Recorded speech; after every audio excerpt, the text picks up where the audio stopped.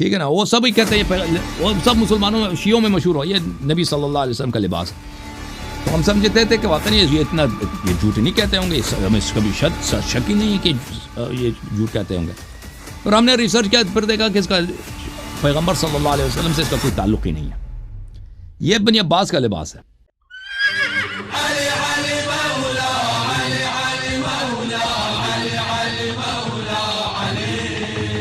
اس کو دیکھ لیں بھائی, دیکھیں بھائی صاحب. السلام علیکم, کیا حال چال ہے, خیریت سے ہیں آپ؟ ٹھیک ٹھاک ہے. کیا نام ہے آپ کا بھائی؟ میرا نام راجا ہے. میں نے پچھلے ہفتے بھی آپ سے بات کی تھی, آپ آپ کو یاد ہو تو. وہ تو یاد ہے, نام یاد نہیں نا, پورا نام بتائیں راجا بھائی. میرا نام راجا ساجد. راجا ساجد بھائی, اوکے بھائی صاحب, خیریت سے ہیں آپ؟ اللہ کا احسان.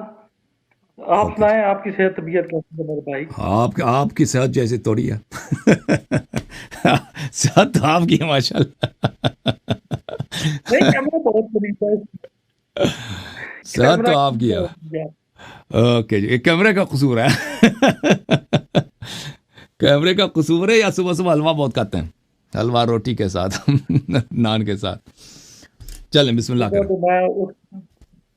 میں یہ کہہ رہا ہوں, صبح تو سب سے پہلے اٹھ کے بچے بھی اب میرا مذاق اڑاتے ہیں, آپ کا پروگرام ہی دیکھتا ہوں ناشتے کے دوران. ماشاء اللہ ماشاء اللہ.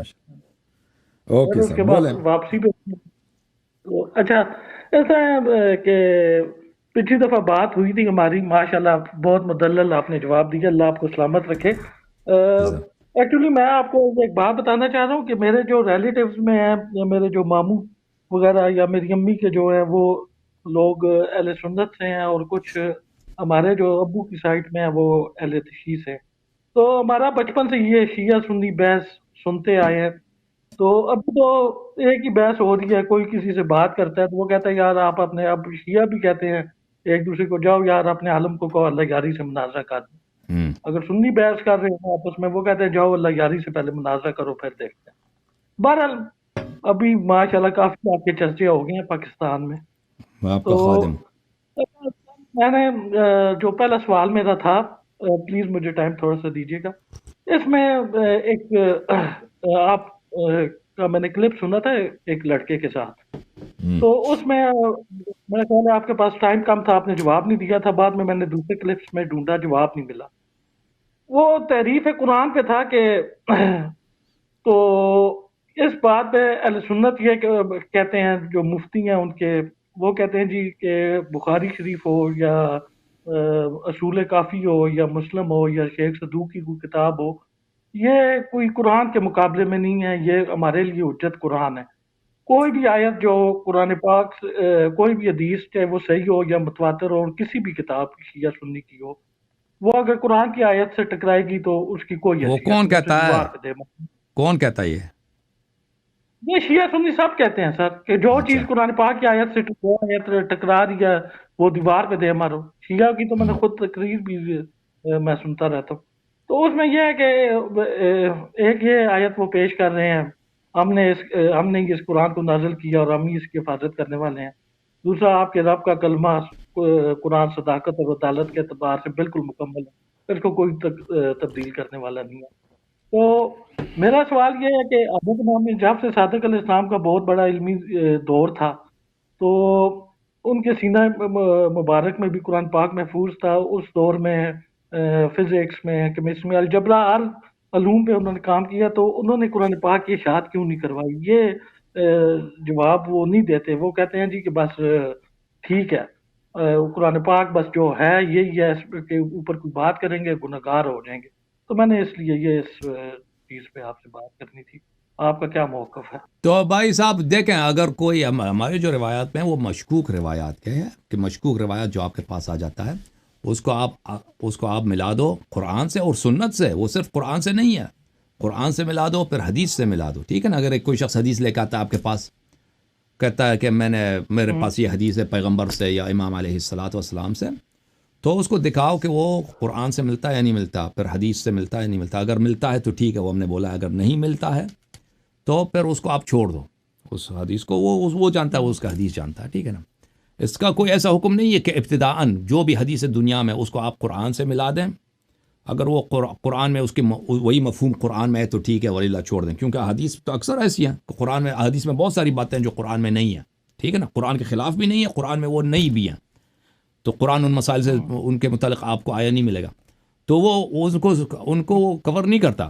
ہاں البتہ کوئی قرآن کی ایک ایسی آیا ہو جو کسی مسئلے میں صریح ہو، یعنی وہ بہت ہی واضح ہو کہ قرآن یہی کہہ رہا ہے، ٹھیک ہے نا، تو اگر کوئی حدیث اس کے مقابلے میں آئے گا، اس حدیث کو ہم نہیں جھٹلائیں گے، وہ کہیں گے کہ یہ حدیث اس کے معنی کچھ اور ہوں گے، یا قرآن کی آیا وہ نہیں کہہ رہا، قرآن کی آیت کی تعویل ہوگی، ٹھیک ہے نا، لیکن اگر وہ قرآن کے اکثر آیات ایسے ہیں کہ ان کے 2 3 4 5 مختلف معنی ہو سکتے ہیں، ٹھیک ہے نا، اس میں احتمالات ہو سکتے ہیں، مفسرین کے کتب بھی دیکھ لیں، ہر آیا کے متعلق وہ کہتے ہیں احتمال ہے یہ، احتمال ہے یہ، اس میں 4 5 قول 10 قول نقل کرتے ہیں، تو قرآن کے سب آیات اس طرح نہیں ہے کہ وہ اس کے ایک ہی معنی ہے اور وہ بھی معنی محکم ہے اور وہ سب اس پہ اختلاف نہیں ہے، سب آئے وہ بعض آیتیں، وہ سب آئے اس طرح نہیں ہیں۔ اگر قرآن کے جگہ سے آیا ہے ہمارے پاس جو ایک معنی میں بالکل وہ محکم ہے بھائی، اس کی دوسری تعویل ہے ہی نہیں، ٹھیک ہے نا، تو پھر اس کے مقابلے میں اگر کوئی حدیث آ جاتا ہے تو لازمی بات ہے ہم اس حدیث کی تعویل کریں گے، کہیں گے کہ اس حدیث کا معنی کچھ اور ہوگا جو ہمیں سمجھ نہیں، جو اس کی ظاہر کے خلاف ہے، یا ہمیں سمجھ نہیں آ رہی ہے حدیث، اس کو ہم چھوڑ دیتے ہیں بھائی، ہم کہتے ہیں بھائی ہمیں سمجھ نہیں آ رہی۔ جہاں تک قرآن مجید کا کہ محفوظ ہونے کا تعلق ہے تو یہ انا نحن نزلنا الذکر وانا لہ لحافظون، یہ کوئی محکم آیت تھوڑی ہے، اس میں خود مخالفین کا، ہمارے جو بھائی اہل سنت کہلاتے ہیں ان کے مفسرین کے درمیان اختلاف ہے کہ پہلی بات ہے کہ لہ لحافظون، اس سے مراد قرآن ہے یا نبی صلی اللہ علیہ وسلم ہے، اور اس میں کوئی ٹھوس دلیل بھی کسی کے پاس نہیں کہ ذکر سے مراد قرآن ہے، انا نحن نزلنا الذکر، اس ذکر سے مراد قرآن ہے، ٹھیک ہے نا، انا قد ارسلنا الیکم رسولا ذکرا، انا قد کیا ہے سورہ طلاق میں اس طرح ہے نا، ایک منٹ میں آیت کھول دوں کیونکہ انسان کے حافظے میں ہو جاتا ہے، آگے پیچھے ہو جاتا ہے نا، ٹھیک ہے نا بھائی، پھر آیتیں میں جس شخص کا کام ہے کہ قرآن مجید کا حفظ کرے اور اس کو یاد رکھے تو اس کا تو الگ حساب ہے، ہمارے ذہن میں سے آیتیں جو ہیں بعض دفعہ نکل جاتی ہیں۔ سورہ مبارکہ انا قد بلے قرآن مجید میں نبی صلی اللہ علیہ وسلم کو ذکر بولا گیا ہے، بلے ذکر بولا گیا ہے، اچھا وہ آیت ابھی سورہ طلاق کھول دیں تو آ جائے گا، سورہ مبارکہ طلاق،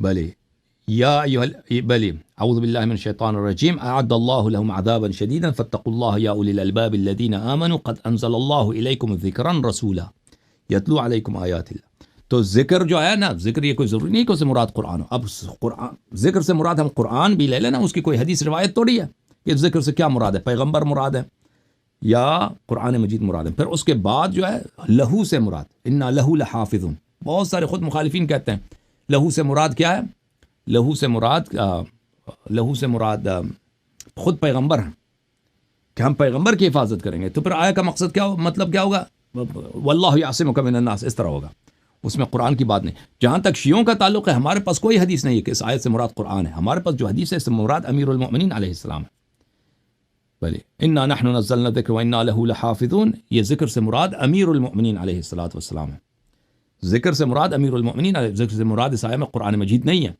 تو یہ حدیث ہے، اس حدیث کے مقابلے میں شیعہ مولوی کیا کہیں گے، ٹھیک ہے نا، یہ آیا اگر محکم ہوتا بھائی، آیا اگر محکم ہوتا اس معنی میں نا کہ اللہ کہتا ہے کہ ہم نے قرآن کی حفاظت کریں گے، اس قرآن سے کوئی کم نہیں کر سکتا، اس طرح آیت ہوتا نا، یہ الفاظ ہوتے تو پھر لازمی بات ہے وہ اس معنی میں ہم محکم، آیا تو اس طرح نہیں ہے، آیا میں کسی کو پتہ ہی نہیں ہے کہ قرآن کی بات ہو رہی ہے یا یہاں پہ رسول صلی اللہ علیہ وسلم کی بات ہو رہی ہے، یہ خود اختلافی مسئلہ ہے، تو پھر آپ کیسے کہہ سکتے ہیں کہ یہ حدیث اس آیے کے خلاف ہے؟ حضرت امام جعفر صادق علیہ السلام، تو اب امام جعفر صادق علیہ السلام کے متعلق انہوں نے قرآن کی، آپ نے پچھلے ہفتے بھی سوال کیا تھا، اس کا میں نے جواب دیا تھا، تو دوبارہ کیوں پوچھ رہے ہیں؟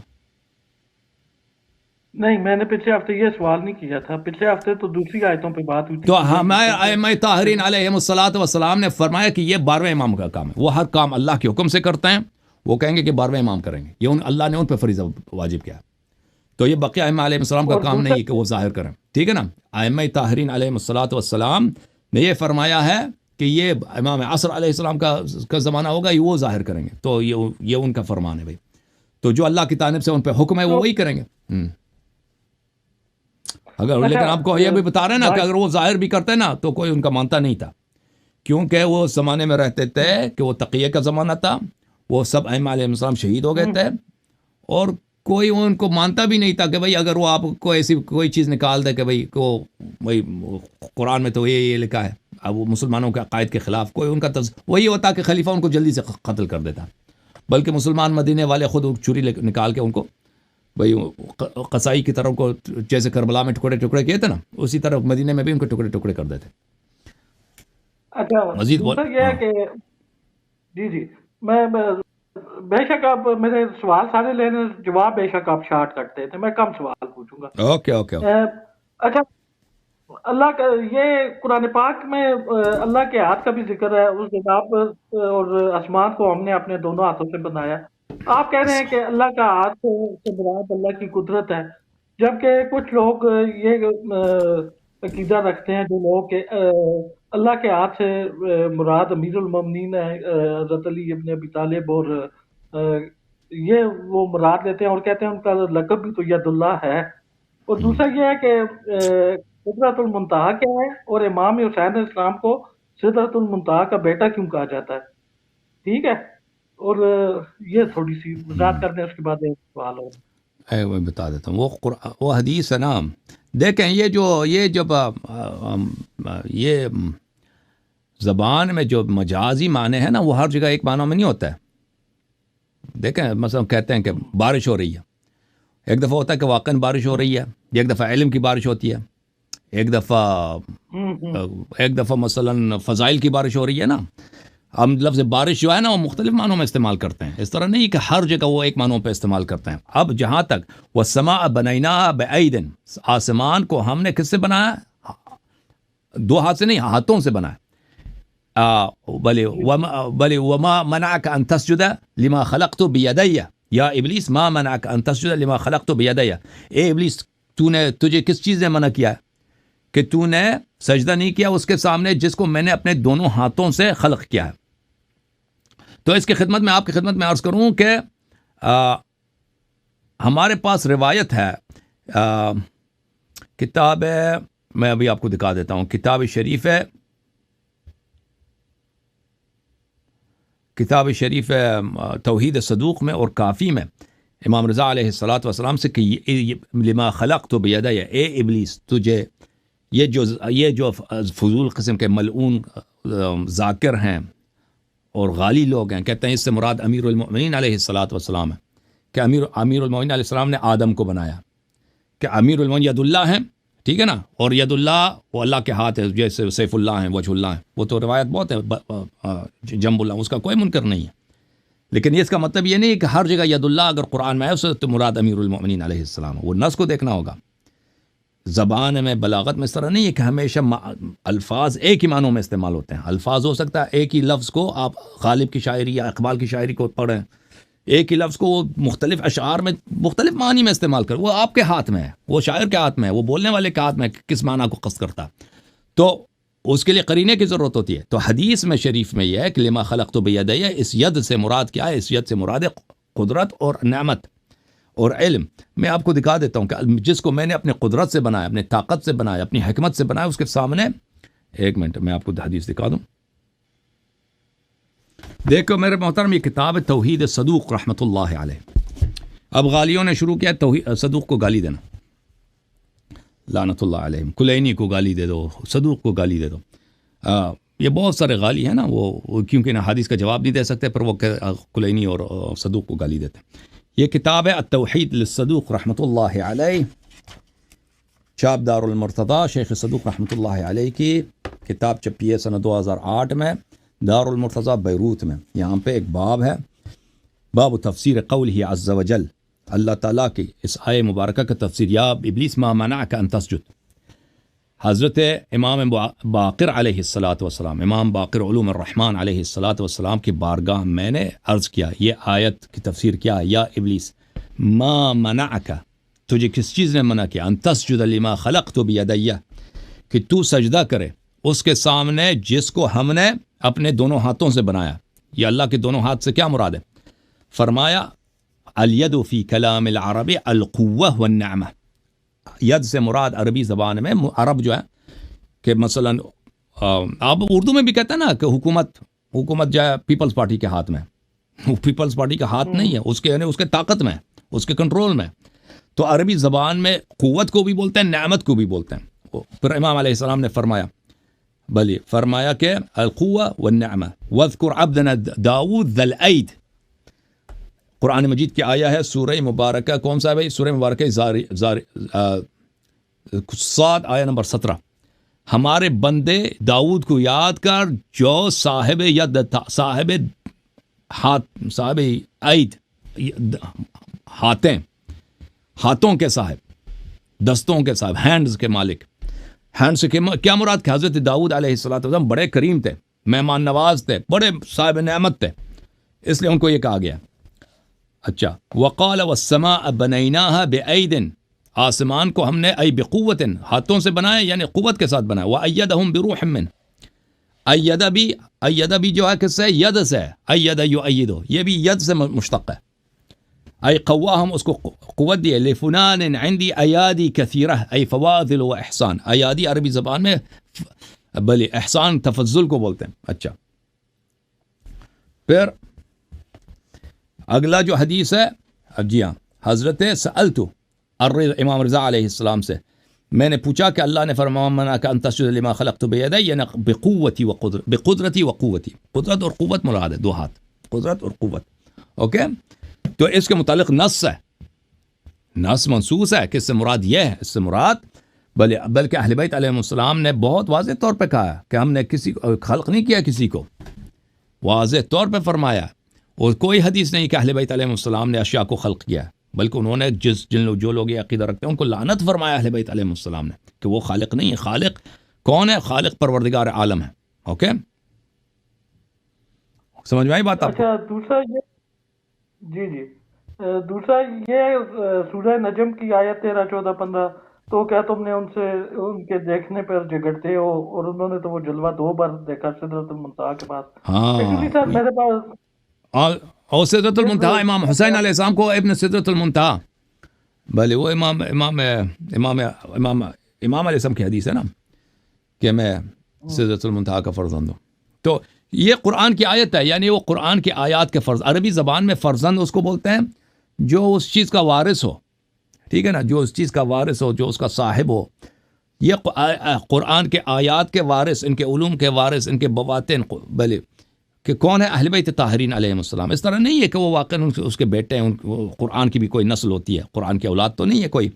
لیکن ابن عربی زبان میں بہت دفعہ، یہ بہت عربی اشعار وغیرہ میں بہت اس طرح اعمال ہوتا ہے کہ عرب کہتے ہیں کہ یہ اس چیز کا فرزند ہے، فرزند قرآن. مثلا اگر آپ اردو میں کہنا ہے کہ قرآن کا فرزند ہے، تو اس کا مطلب ہے کہ اس نے قرآن کی بہت محنت کیا، قرآن کے بڑا عزت کرتا ہے، اس نے اپنی زندگی قرآن کی خدمت میں گزارا. اس طرح اہل بیت طاہرین علیہ السلام قرآن کے علوم اور قرآن کے معجزات اور قرآن کے برکات کے وہ وارث ہیں اور شریک قرآن ہیں.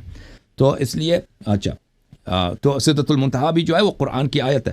اچھا، پھر آپ نے کہا کہ وہ جو رؤیت ہوئی ہے نا، جو دیکھا ہے پیغمبر نے، وہ ہماری روایت میں کہ وہ جبرائیل علیہ السلام کو انہوں نے دیکھا ہے. اہل بیت علیہ السلام کی روایات میں ہے جبرائیل کو اس کے اصلی شکل میں دیکھا. اوکے، جبرائیل جو پیغمبر صلی اللہ علیہ وسلم کے پاس آتے تھے، وہ بہت سے دفعہ کیا آتے تھے، وہ اپنے ظاہری شکل میں نہیں آتے تھے، وہ اپنے اصلی شکل میں نہیں آتے تھے، وہ انسان کے روپ میں آتے تھے. دوسرے وہ جو ان کا اصلی جلوہ ہے وہ بہت ہی عظیم ہے، بہت خوبصورت ہے جبرائیل علیہ السلام. تو ان کو دیکھا تھا. یہ وَلَقَدْ رَآهُ نَزْلَةً أُخْرَى مَا كَذَبَ الْفُؤَادُ مَا رَآ، بلے یہ جو ہے وہ جبرائیل علیہ السلام کو دیکھا انہوں نے. اچھا سر، اکثر شیعہ علماء سے اکثر شیعہ علماء سنیوں کو تو چھوڑ ہی دیں، شیعہ علماء بھی ایک سوال اکثر پوچھا جاتا ہے. پہلے میں وضاحت تھوڑی سی کر دوں. یہ سوالات کچھ میرے جو شیعہ دوست ہیں انہوں نے کہا تھا کہ آپ لازمی اللہ یاری صاحب سے پوچھ لینا ہماری طرف سے، تو میں نے کہا ایک امانت ہے آپ کو جی بتا جی دوں. اچھا، وہ کہتے ہیں مصطفیٰ عبداللہ حضرت امام عالی مقام کا لقب ہے.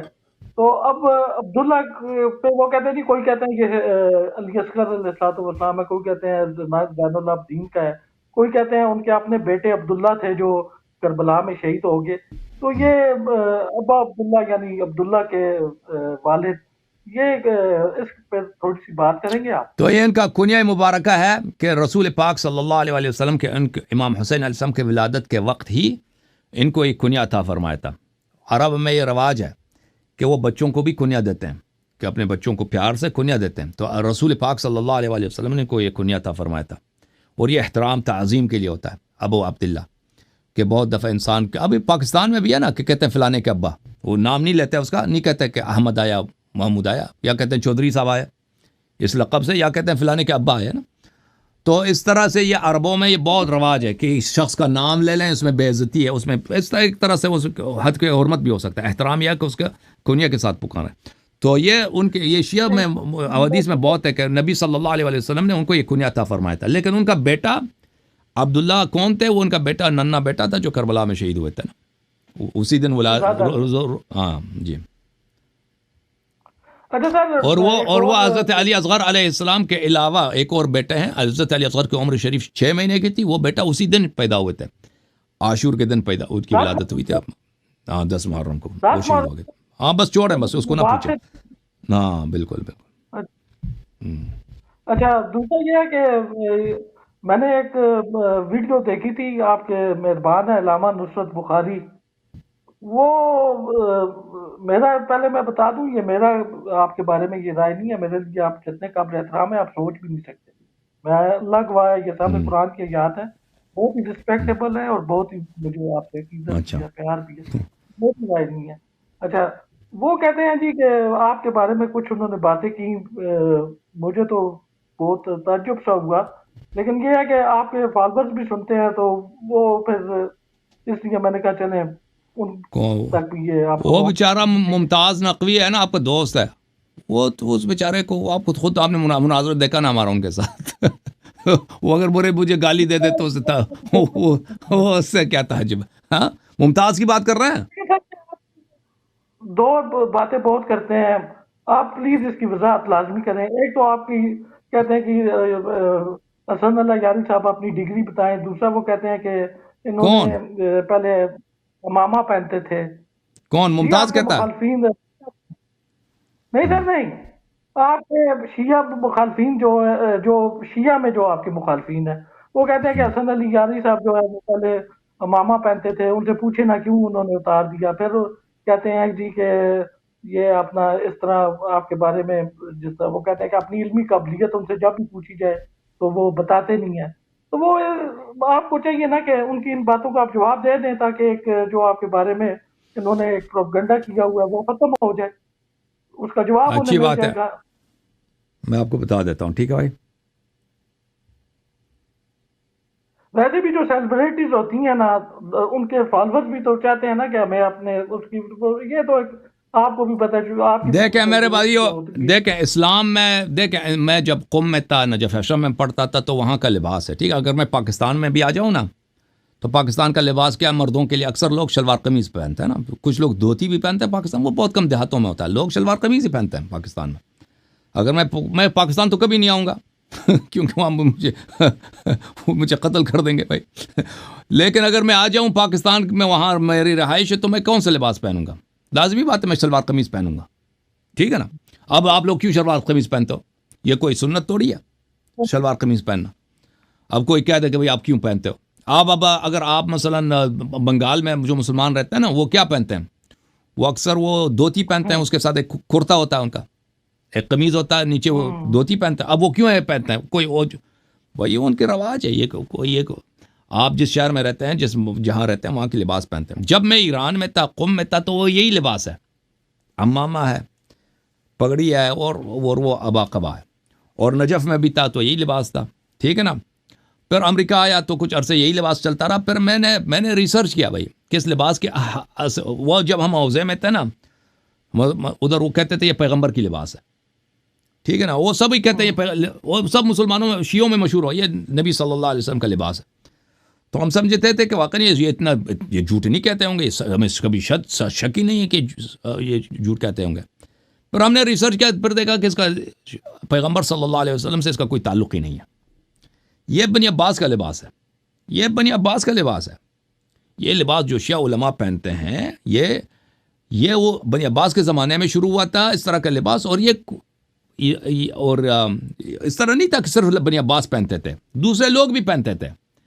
جتنے لوگ مثلا عالم اسلام میں تاجر بڑے بڑے جو لوگ تھے، کہ اگر کوئی بڑا سوداگر ہے، کوئی فوج میں کام کرتا ہے، کوئی دربار میں کام کرتا ہے، کوئی شہر میں اس کا بڑا عہدہ ہے، کوئی بڑا زمیندار ہے، اس طرح وہ پگڑی پہنتا ہے، بھئی وہ ابا قبا پہنتے تھے، قمیض پہنتے تھے. اس طرح یہ عالم اسلام میں یہ ایک اچھا لباس تھا، اور صرف شیعوں کا لباس نہیں تھا. شیعہ غیر شیعہ سب یہ لباس پہنتے تھے. جو کتابیں لکھی گئی ہیں عربوں کے لباسوں پر اور مسلمانوں کے لباس پہ، کئی کتابیں لکھی گئی ہیں، اس میں بڑا ریسرچ ہے.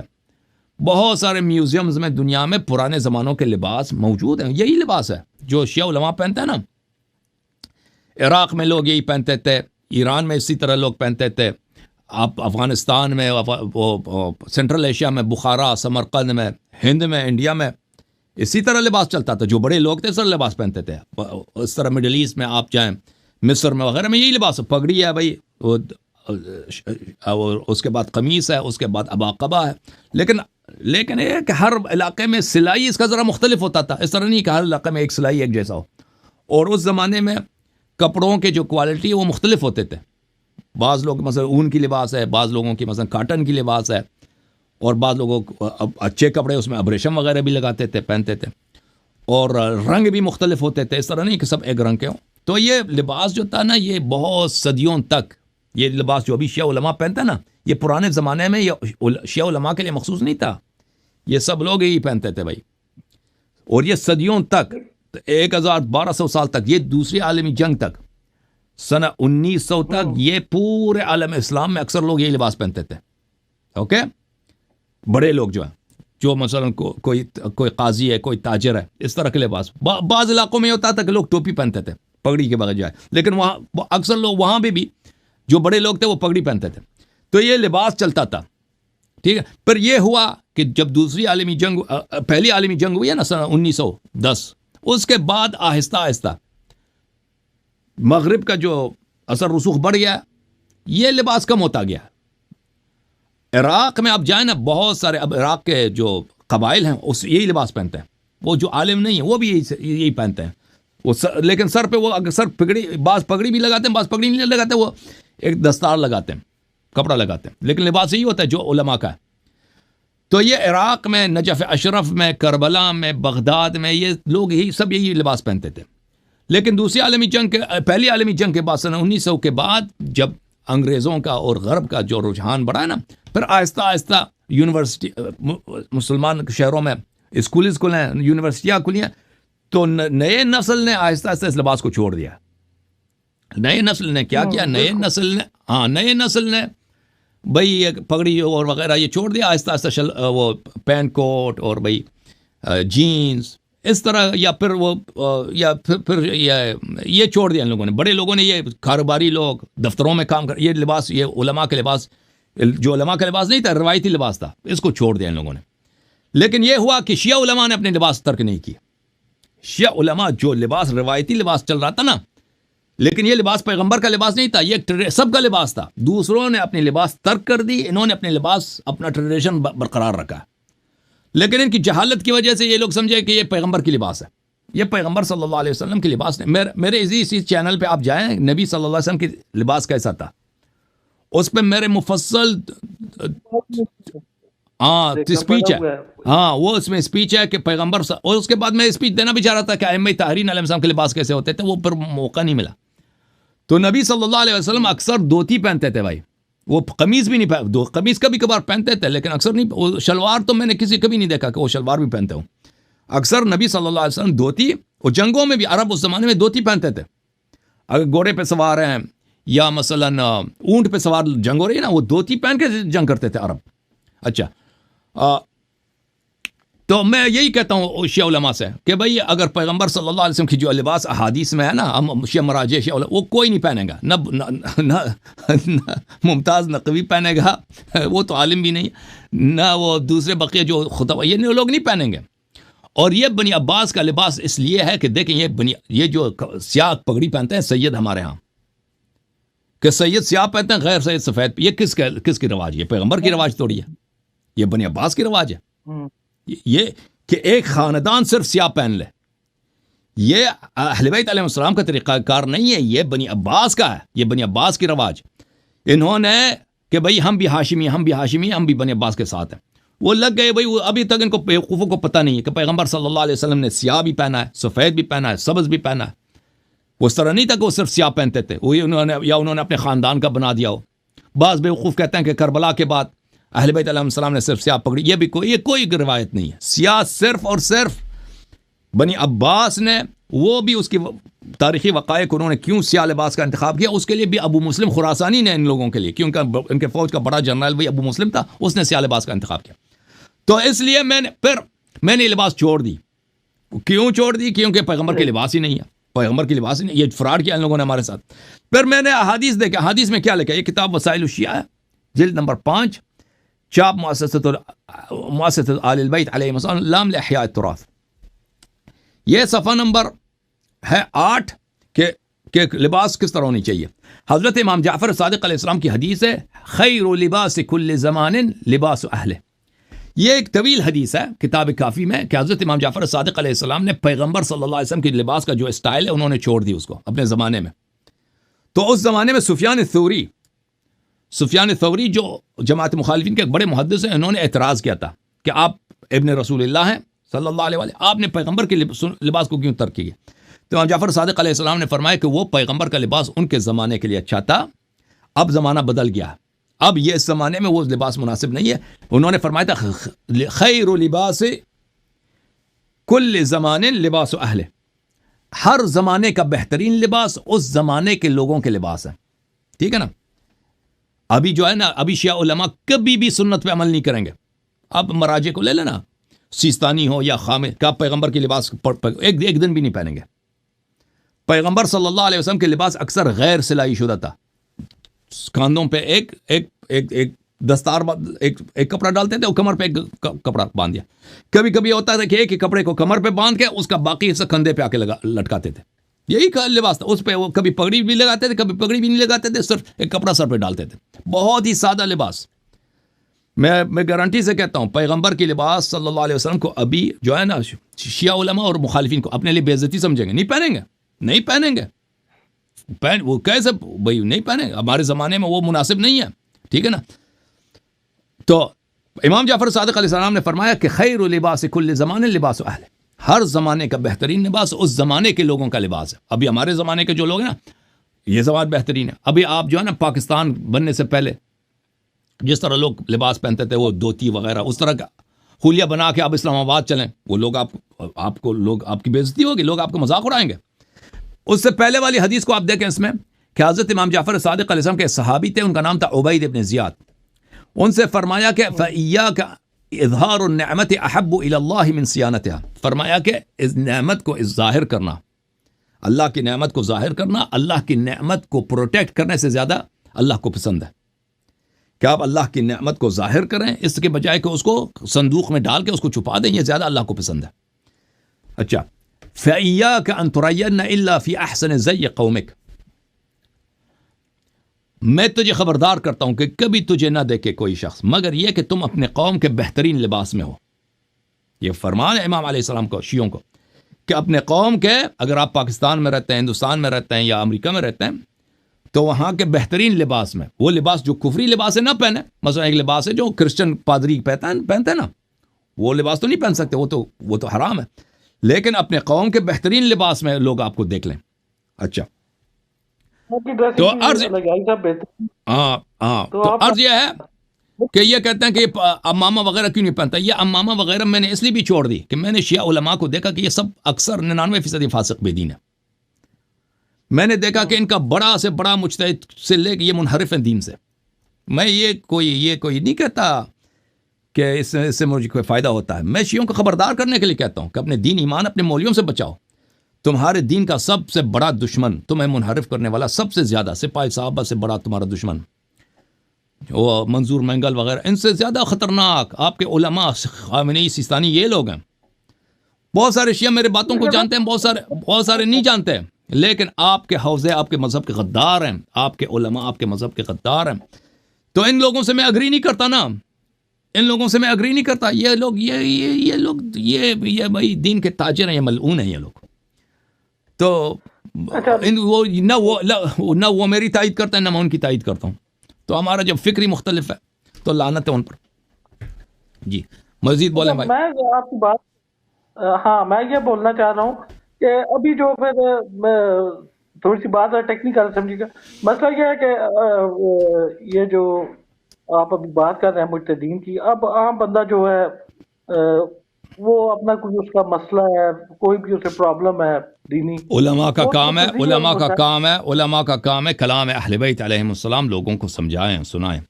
اب بھی عام عوام ہے مجتہدین کے فتووں کو نہیں پڑھ سکتے, ان کے فتووں نہیں کو پڑھ علماء. سکتے نا. ہاں بالکل. عوام اب علماء عوام کے لیے کیا پیش کرتے ہیں, علماء کے فتووں کو علماء پیش کرتے ہیں, کیوں عوام خود نہیں پڑھ سکتے, وہ مشکل عربی میں لکھتے ہیں.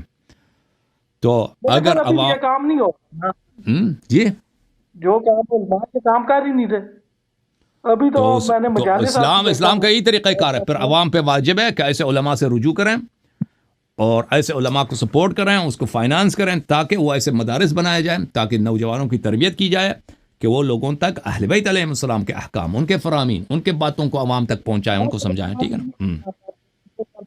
مناظرہ میں نے دیکھا علماء کو پھر وہ ذرق نقوی اور دوسرے جو آپ نے لیے ہیں, چاہے میں شیعہ علماء کی بات کرتا ہوں, سنیوں کو ذرا سائڈ پہ کریں, تو یہاں پہ تو شیعہ علماء کو بھی قرآن نہیں پڑھنا آتا. میں قسم خدا کی آج نماز پڑھ رہا تھا, میں سوچ رہا تھا کہ میری نماز میں اتنی غلطیاں, یعنی کہ اتنے بڑے علماء کی اگر اتنی غلطیاں, تو پتہ نہیں میری نماز اللہ کی ذات یا عام بندے کی نماز اللہ کی ذات قبول کرے گی یا نہیں.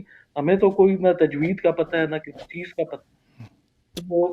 تو یہ پھر عام بندہ کسی کو کوئی مسئلہ ہے, ٹھیک ہے, یہاں پاکستان میں تو چلے ابھی آپ مجالس اپنی دیکھ لیں, اس میں بھی تو 7-8 آج تک میں نے وہی نہیں سنا شریعت ایک ہی ہے, شریعت ایک ہے, شریعت ایک ہے بھائی. شریعت ہے اہل بیت علیہ السلام کا طریقہ کار. دیکھیں عوام کو یہ چھٹی نہیں ہے کہ جو مرضی ہوئے, یہ میسر نہیں ہے تو ہم کیا کریں. ان کو ڈھونڈنا چاہیے, ان کو تلاش کرنا چاہیے. تو اگر علماء آپ کے مدارس آپ کے وہ آپ کو یہ باتیں نہیں بتاتی, اہل بیت علیہ السلام کے احادیث نہیں پھیلاتی, تو آپ ان کے سپورٹ چھوڑ دیں. آپ ان علماء کی سپورٹ کریں, ان کو فائنانس کریں کہ وہ آپ کے لیے مدارس بنا دیں, آپ کے نوجوانوں کی تربیت کریں, جو آپ کے لیے احادیث آل محمد علیہ الصلوۃ والسلام فراہم ہو جائے. اوکے بھائی, شکریہ, تھینک یو سر, آپ کے سوال ختم ہو گئے.